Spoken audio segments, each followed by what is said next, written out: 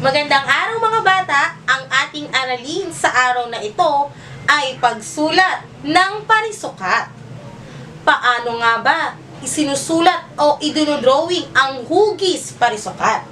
Sa pagsusulat ng hugis parisukat, gagamit lamang tayo ng dalawang uri ng linya. Tandaan ang blue, red, blue na pattern.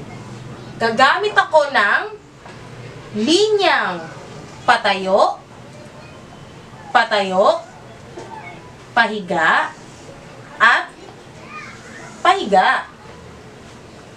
Mula kay blue, linyang patayo, patayo, pahiga, pahiga.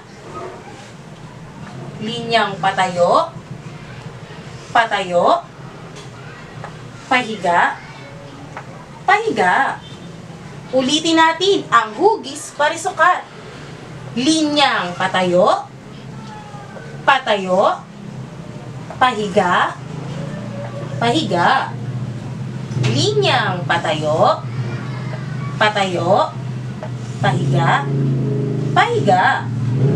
Linyang patayo, patayo, pahiga, pahiga. Ganito ang pagsulat ng hugis parisukat. Gawin nyo ito sa inyong notebook ng 2 pahina.